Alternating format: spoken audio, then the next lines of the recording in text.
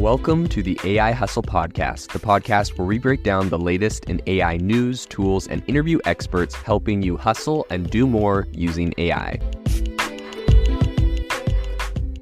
If you've been following the podcast for a while, you'll know that over the last 6 months, I've been working on a stealth AI startup. Of the hundreds of projects I've covered, this is the one that I believe has the greatest potential. So today I'm excited to announce AIBox. AIBox is a no-code AI app building platform paired with the App Store for AI that lets you monetize your AI tools. The platform lets you build apps by linking together AI models like ChatGPT, Midjourney, and 11 Labs. Eventually will integrate with software like Gmail, Trello, and Salesforce, so you can use AI to automate every function in your organization. To get notified when we launch and be one of the first to build on the platform, you can join the waitlist at aibox.ai. The link is in the show notes. We are currently raising a seed round of funding. If you're an investor that is focused on disruptive tech, I'd love to tell you more about the platform.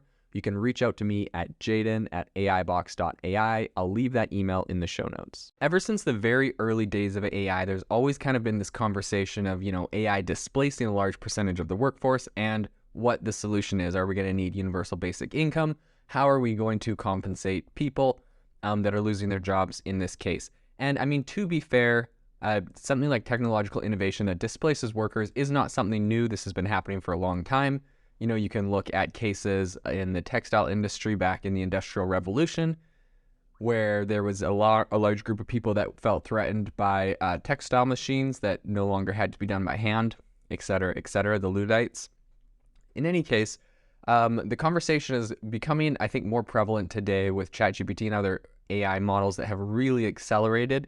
And we're really starting to see, a future where AI is integrated into everything. It automates everything.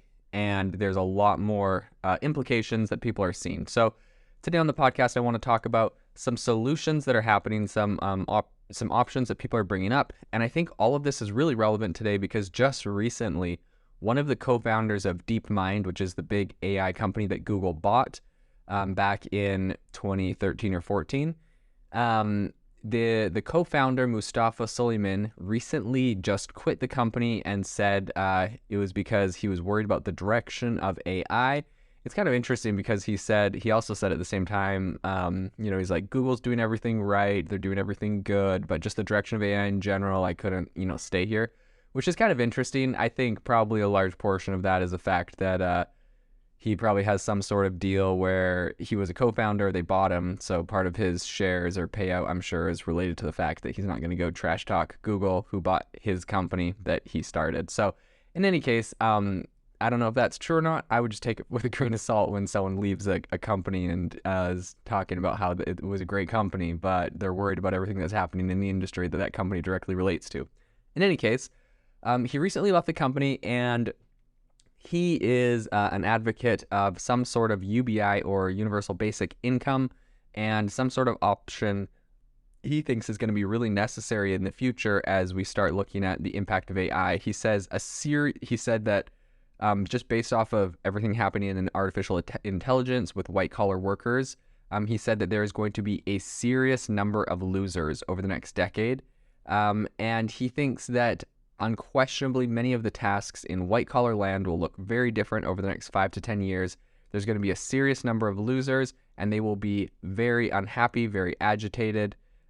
He was speaking at a GIC's Bridge Forum in San Francisco when he was talking about this. So, he was obviously in a geographic area that there is a large supporter of universal basic income. And I believe that that's one thing that he specifically mentioned in that thing. So obviously there's been a lot of really exciting advancements in AI, but there's also been a lot of people that have been sounding the alarm on some of the disruption that all of this AI is going to cause, from everything from medical diagnosis to copywriting and so many different industries. Every industry and every job will be impacted in some way. Recently, a report came out that said something like 80% of jobs will be impacted by AI. So whether that means that they're going to replace jobs or just people are going to have to learn how to be augmented with that technology in order to stay relevant is to be left seen. But also a recent bit of research out of Goldman Sachs also predicted that all the advancements in AI is going to actually boost the annual global gross domestic product, annual GDP, or global GDP, by 7% over the next 10 years because of just all the extra productivity that we're getting out of AI. And that does sound awesome, but that also could cause significant disruption in the labor force, as we're looking at other reports that say as many as 300 million jobs potentially are exposed to automation, aka will be replaced by AI.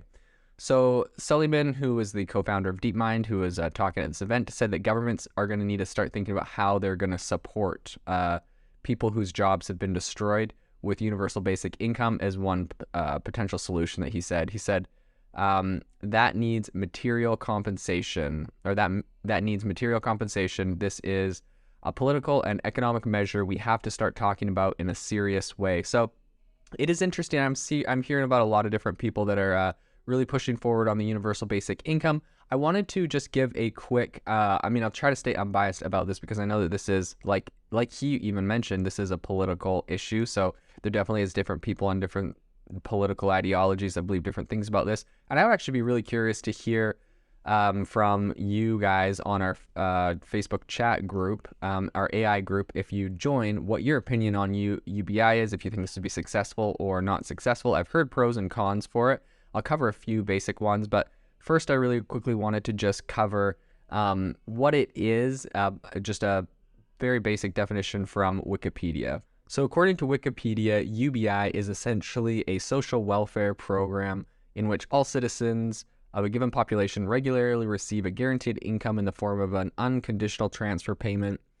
It would be received independently of any other income if the level is sufficient to meet a person's basic needs. It is still sometimes called full basic income. If it is less than the amount, it may be called a partial basic income. No country has yet introduced either, although there have been numerous pilot projects and the idea is discussed in a lot of different countries. Some have labeled UBI as utopian due to its historical origin. There was even so recently as 2013 a vote to do UBI in Switzerland. I believe there's a referendum, but it was voted against 77 to 23. So it never ended up passing. But ever since then, it's kind of been a concept that has been talked about a lot. Some people point to the fact that the Alaska Permanent Fund, which is essentially $1,600 a year that Alaska gives to all of its everyone that lives there, they call that like some sort of form of it. I think $1,600 is probably not very substantial to do anything with. And to be honest, that's almost just like a tax credit. I think there's special deals for living in Alaska since it's not a super it's not somewhere that a lot of people want to go due to it being freezing cold. So I think, you incentivize people to move to places like that. I think Canada, where I come from, does the same thing with Northern Territories, where they give you land and different benefits if you would like to go move up and colonize the Arctic Great White North of Canada. So in any case, this is something that is being talked about a lot. There's a lot of pros and cons. I think some things that critics say is just the fact that if you pay everyone money, then people will be less likely to want to work and improve themselves and contribute to the economy. And so thereby they are just going to, your country kind of gets stale and your talent isn't as good and you lose some of your GDP. Other people that are in favor of UBI say that it maybe gives you the opportunity to focus on things that you really like to do, like painting or something that you might not actually, something artistic that you might not have been able to be paid for in the past. I know that Sam Altman, the CEO of OpenAI, is a proponent of universal basic income, and he's also said that that's probably going to be part of the solution to AI and the displacement that's going to happen from that. So it's interesting coming from him.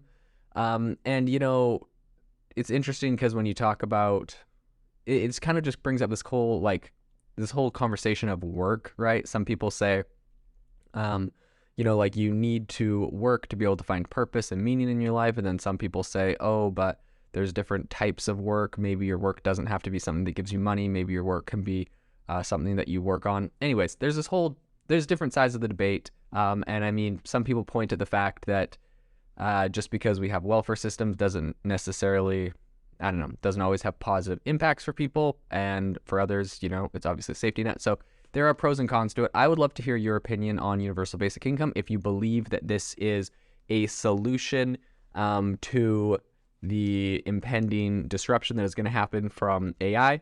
The one last thing I wanted to talk about real quick is there's a really interesting article that kind of had a different take on this than I've seen in other places, and that was an article out of TechCrunch that essentially said, we all contribute to AI, should we get paid for that? Beyond the fact that everybody obviously loves free money, I think this is going to be an argument that a lot of people make, saying that, this isn't just universal basic income.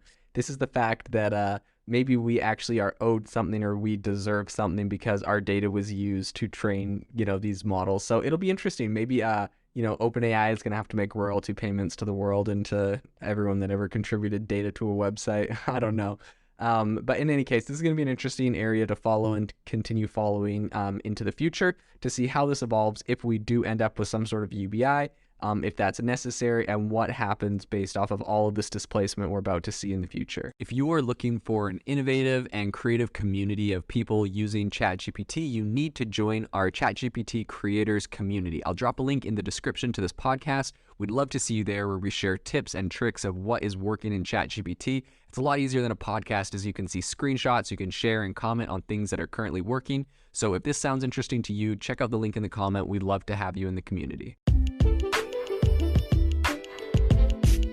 Thanks for tuning in to the AI Hustle podcast. If you could do us a massive favor, we would really, really appreciate it if you could leave us a review wherever you get your podcasts. This helps people find the podcast. It helps people know this is a good place to go. And we would really, really appreciate it, as it helps us continue to bring on incredible guests and share incredible content for you to listen to.